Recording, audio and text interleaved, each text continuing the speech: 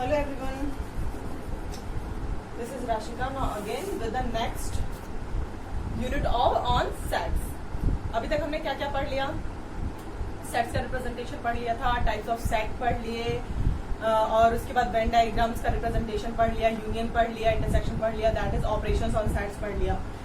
आज हम पढ़ेंगे कॉम्प्लीमेंट ऑफ सेट्स. बच्चों देखो कॉम्प्लीमेंट क्या होता है? As a name representing complement क्या हुआ? एकदम से किसी चीज का उल्टा, विपरीत. ये चीज हम नॉर्मली मतलब कॉम्प्लीमेंट के लिए यूज करते हैं. तो सेट्स में भी हम कॉम्प्लीमेंट ऑफ सेट आज हम पढ़ेंगे. उसको कैसे रिप्रेजेंट करते हैं we will learn this today. तो सबसे पहले तो हम अगर कोई यूनिवर्सल सेट लेते हैं, यूनिवर्सल सेट भी हम डिस्कस कर चुके हैं. यूनिवर्सल सेट क्या होता है? यूनिवर्सल सेट का एक और एग्जांपल मैं आपको देती हूँ. ये थोड़ा सा आपको टफ पढ़ना था. तो लाइक जैसे हमारा पूरा यूनिवर्स है, इसमें हमारे सारे हैं जितने भी प्लेनेट हैं, अर्थ है, सन है, मून है, एवरीथिंग. तो ये जो सन, मून और ये सब है, ये सेट्स है एक तरह से, और हमारा पूरा यूनिवर्स जो है वो यूनिवर्सल सेट. ठीक है. तो ऐसे अगर मैं आपको आज ये कॉम्प्लीमेंट ऑफ सेट बताऊंगी तो इसको आप कैसे करेंगे? Let me explain you with example. ठीक है. सपोज अगर हम एक एग्जांपल लेते हैं कि एक यूनिवर्सल सेट है जो कि प्राइम नंबर्स का set, but not a divisor of 42. मतलब एक यूनिवर्सल सेट है, वो पूरे प्राइम नंबर्स का सेट है, लेकिन जो उसमें 42 के प्राइम डिवीजर्स होंगे वो उसमें नहीं आएंगे. ठीक है. तो प्राइम डिवीजर्स 42 के कौन कौन से होंगे? It will B 2, 3, 7. क्या है? अगर हम यूनिवर्सल सेट लेते हैं इसका, तो इट विल बी 1,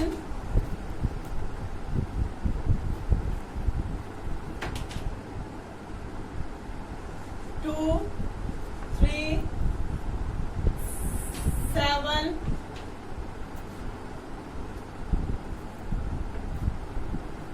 13, 11. इस टाइप से होगा यूनिवर्सल सेट. ठीक है. This will be universal set of prime number. This is infinity. Okay. तो इसमें क्या होगा? आपका 2, 3, 7 किसके डिवीजर हो जाएंगे? 42 के. लेकिन वो क्या कह रहा है क्वेश्चन में कि आपको वो नहीं लेना है जो कि 42 का डिवीजर हो. तो प्राइम डिवीजर 2, 3, 7 होंगे जो कि हम उसमें नहीं लेंगे. ये हमारे पास सपोज ए था. 2, 3 एंड 7 इज ए. ठीक है. तो अब हमारा जो कॉम्प्लीमेंट ऑफ सेट होगा that will be A complement representation of complement. A not या ए कॉम्प्लीमेंट या ए डैश कुछ भी आप बोल सकते हो. That will be whole universe except these. That will be 7, 11, 13 सब कुछ इसमें आएगा, but it will not come that are 2, 3 and 7. तो वो चीज हो गई ए नॉट जो कि हमें ए में नहीं चाहिए. That is a not. मतलब ए नहीं है उसमें, ए का कोई भी एलिमेंट नहीं है. That is a not. Let me represent you with another example. सबसे पहले तो मैं आपको ये बता दूंगी कि जो कॉम्प्लीमेंट को हम रिप्रेजेंट करते हैं दैट इज ए कॉम्प्लीमेंट. इस तरीके से हम किसी भी सेट के कॉम्प्लीमेंट का रिप्रेजेंटेशन लिखेंगे. ठीक है. This is the representation of A complement. A not भी बोलते हैं इसको, ए डैश भी बोलते हैं, as suitable to you. ठीक है. अब इसके एक एग्जांपल से मैं आपको एक्सप्लेन करती हूँ. Suppose we have universal set 1, 2, 3, 4, 5, 6, 7, 8 is a universal set. Okay, that we are taking universal set this, and this a subset A is this. इसका सबसेट A क्या है? Suppose 4, 5 and 6 is a subset of this universal set. तो अगर हमें इसका अब एक complement पता करना है, तो it will be all those numbers which are in universe but not in this set. That will be 1, 2, 3, 4, 5, 6 नहीं लेना है हमको, 7 and 8. This will be complement of A, that means A naught or A dash, जो कि ए का complement कहलाएगा. ठीक है, hope this is clear. Still find it down please call. अच्छा, इसकी अगर हम प्रॉपर डेफिनेशन अगर आपको बोलेंगे तो it will be X such that X belongs to U, that is universal set, and X does not belongs to A. That means अगर हम ए कॉम्प्लीमेंट को सेट बिल्डर फॉर्म में डिफाइन करेंगे तो it will be X such that X belongs to U and X does not belongs to A.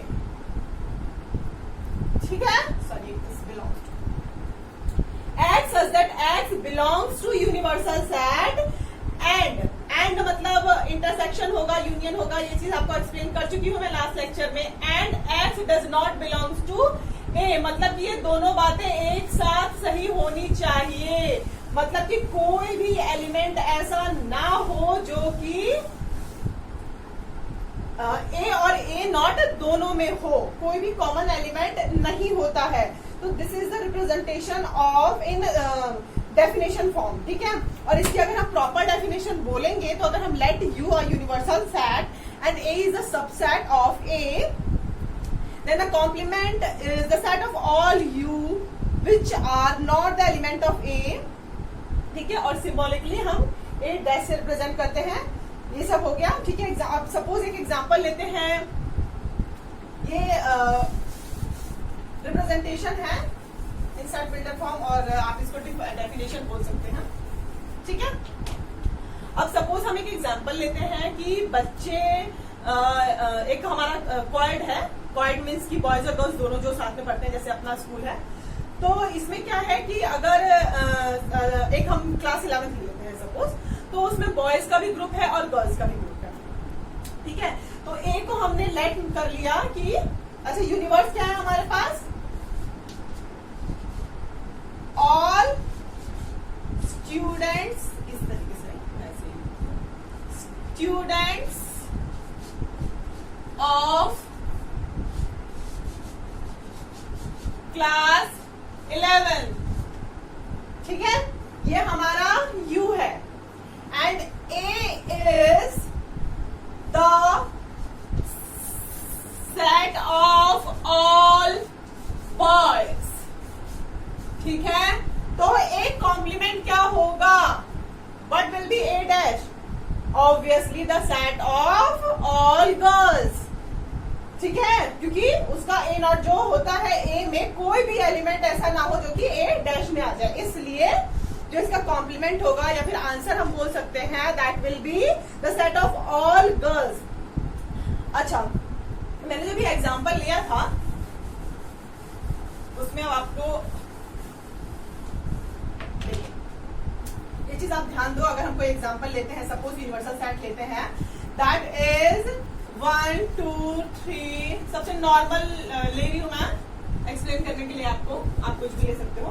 Suppose universal set हम ये लेते हैं और ए इज दिस 1, 2. ठीक है, अगर हम ए ऐसा लेते हैं तो A not will be, A dash will be 4, 5, 6. There should not any confusion. ठीक है, A not will be 4, 5 and 6. ठीक है, तो अगर हम अब ए नॉट ए कॉम्प्लीमेंट का भी कॉम्प्लीमेंट करें, जैसे सपोज ए कॉम्प्लीमेंट तो हमारे पास ये वाली चीज आ गई ना, अब एक कॉम्प्लीमेंट का भी हम कॉम्प्लीमेंट करते हैं. ठीक है, तो ये वाले एलिमेंट नहीं होने चाहिए. ठीक है, ये वाले एलिमेंट नहीं होने चाहिए, दैट विल 1 2 3, फिर से हमारे पास ये ए ही आ गया। इस चीज को आप ध्यान रखिएगा कि हम किसी भी सेट का कॉम्प्लीमेंट करते हैं, उसका डबल कॉम्प्लीमेंट अगर करते हैं तो हमारे पास वो सेट फिर से आ जाता है। That means the result is complement of A, double complement will be A. Okay, now come to the next point. अब हमने जैसे अपना यूनियन और इंटरसेक्शन पढ़ लिया, तो कॉम्प्लीमेंट का यूनियन और इंटरसेक्शन में कैसे एप्लीकेशन होता है ये अब हम देख लेते हैं। ठीक है, union operation, union, intersection and और जो सेट्स के ऑपरेशन थे ये हम लास्ट यूनिट में पढ़ चुके हैं ना, लास्ट एक्सरसाइज में पढ़ चुके हैं। तो इसका अब कॉम्प्लीमेंट का इस पे क्या इम्प्लीमेंटेशन होगा ये मैं आपको बताती हूँ। एक एग्जांपल ले लेते हैं पहले हम। ठीक है, ऐसे लेते हैं जैसा आप अपना हम नॉर्मल ले रहे थे। Universal set is 1 2 3 4 5 and 6 let कर लेते हैं। ठीक है, उसके बाद एक सेट ले लेते हैं ए, दैट इज 2 and 3। ठीक है, ओके, एक सेट ले लेते हैं बी, क्योंकि हमें यूनियन और इंटरसेक्शन दिखाना है तो ऑब्वियस सी बात है दो सेट हमारे पास चाहिए, ए यूनियन बी और A intersection B, at least 2 sets चाहिए हमको। तो लेट कर लेते हैं बी जो है हमारे पास वो है 3 4 5 सब। ठीक है, अब हमें क्या लेना है, पहले तो हम ए नॉट ले लेंगे, ए का complement. What will be complement of A? 2 3 है, 2 3 नहीं होना चाहिए, बाकी सारे होने चाहिए एलिमेंट्स। तो क्या हो जाएगा 1 4 5 6, 1 4 5 and 6। Okay, A complement will be this. अब हम बी कॉम्प्लीमेंट लेंगे तो क्या हो जाएगा, बी का कॉम्प्लीमेंट क्या होगा जो कि बी में ना हो, दैट मीन्स 3 4 और 5। 3 4 5 नहीं होना चाहिए, मतलब 1 2 और 6 हो जाएगा। ये अब आपको क्लियर हो रहा होगा, 1 2 and 6 हो जाएगा। ठीक है, बी नॉट।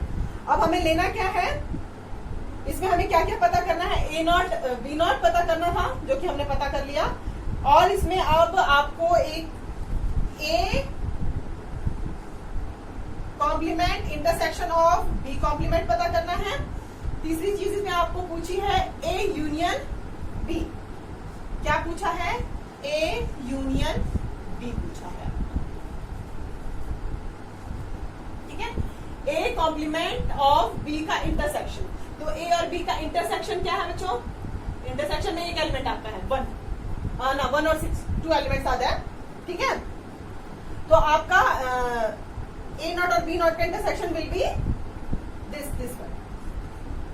1 and 6, 2 एलिमेंट्स आपके कॉमन है इसमें, तो इंटरसेक्शन विल बी 1 and 6। ये हम पढ़ चुके हैं लास्ट लेक्चर में, इसमें कोई कंफ्यूजन नहीं होनी चाहिए आपकी। ठीक है, ये है ए इंटरसेक्शन बी का पार्ट। अब ए यूनियन बी अगर हम ले तो ए हमारे पास ये है, बी हमारे पास ये है। यूनियन लेंगे क्या मतलब कि हमें सारे के सारे एलिमेंट लेने होते हैं, बस वो एलिमेंट रिपीट नहीं करना चाहिए। तो 2 3 4 5 ये हो जाएगा। ठीक है, 2 3 4 5।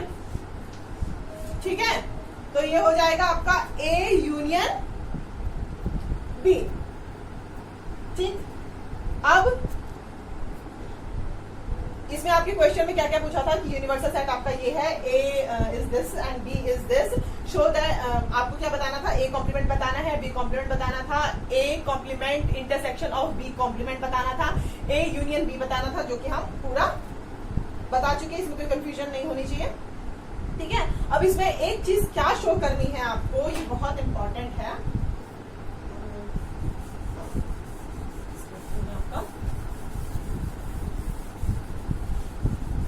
अब आपको इसमें क्या शो करना है, दैट ए यूनियन बी का होल अगर हम कॉम्प्लीमेंट लेते हैं तो that will be equal to A complement intersection of B complement, मतलब कि ए यूनियन बी का होल कॉम्प्लीमेंट अगर हम लेंगे इसके जो ये है आपका ए यूनियन बी, मैंने रेस कर दिया, ये 2 3 5 6 है, ये equal to A complement intersection B complement है, ये इसके इक्वल है। ठीक है, तो यूनिवर्सल सेट हमारे पास क्या था, मैं एक बार फिर से लिख देती हूँ, 1 2 3 4 5 और 6। ठीक है, ये हमारा यूनिवर्सल सेट था। ठीक है, तो ए यूनियन बी का कॉम्प्लीमेंट क्या होगा, ए यूनियन बी का कॉम्प्लीमेंट 2 3 4 6 5 है हमारे पास, 2 3 4 5 है, तो कॉम्प्लीमेंट क्या हो जाएगा, 2 और 6, सॉरी 2 3 4 5 है तो 1 और 6 हो जाएगा, 1 6। ठीक है, ए यूनियन बी का कॉम्प्लीमेंट, ए यूनियन बी हमारे पास ये है, इसका कॉम्प्लीमेंट 1 और 6 बचेगा। क्लियर, अब क्या इसको A complement intersection B complement क्या ये इक्वल है, दिख रहा है साफ साफ, दैट इज ऑल्सो 1 and 6। ठीक है, अब ऐसा ही ए इंटरसेक्शन बी पे भी अप्लाई होता है, दैट मीन्स अगर A complement A intersection B का होल आप कॉम्प्लीमेंट लेते हैं तो A complement union B complement हो जाएगा। ये दोनों के दोनों जो हैं इन्हें डी मॉर्गन लॉ से हम जानते हैं। ओके,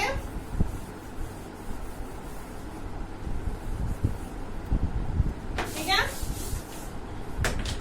तो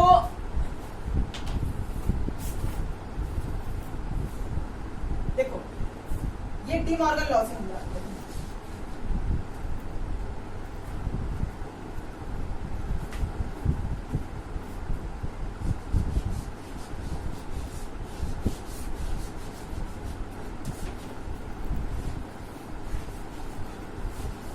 ठीक है, डी मॉर्गन्स लॉ, इसमें फर्स्ट वन इज अगर हम ए यूनियन बी का होल कॉम्प्लीमेंट लेते हैं तो it will be A complement intersection of B complement, और अगर हम second one in this is A intersection B का होल कॉम्प्लीमेंट लेते हैं तो it will be A complement union B complement.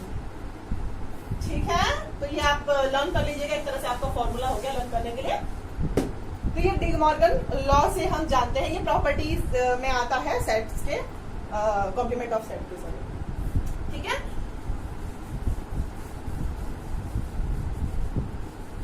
चलो हमने इसे डी मॉर्गन लॉ में भी बता दिया कि क्या होता है, जो इंटरसेक्शन और यूनियन में होता है। अच्छा, अगर हमें वेन डायग्राम में इसको रिप्रेजेंट करना होगा तो हम कैसे करेंगे, रेक्टेंगुलर बनाते हैं हम यूनिवर्स इसका, ये लास्ट लेक्चर में बता चुकी हूं मैं आपको, थोड़ा सा उतना रेक्टेंगुलर नहीं बनाया but it should all rectangular.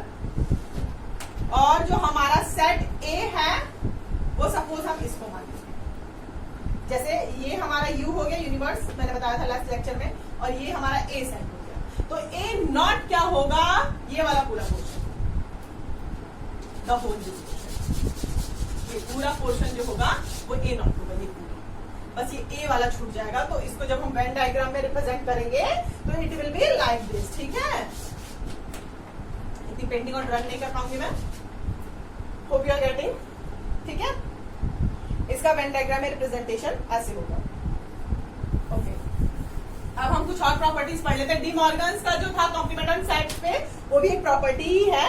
अच्छा, अब इसका क्या है, कॉम्पोनेंट लॉ पढ़ते हैं, कॉम्पोनेंट लॉ, कॉम्प्लीमेंट लॉ पढ़ते हैं। कॉम्प्लीमेंट लॉ क्या था, कॉम्प्लीमेंट हम पढ़ ही रहे हैं। कॉम्प्लीमेंट लॉ अब दो हम इसको कैटेगराइज करते हैं एज अ प्रॉपर्टी अगर हम लेते हैं तो first one is A union A complement will always equal to universal set. इसका अगर आपको मुझे एग्जांपल देना है तो मैं दे सकती हूँ। यू सपोज हम मान लेते हैं 1 2 3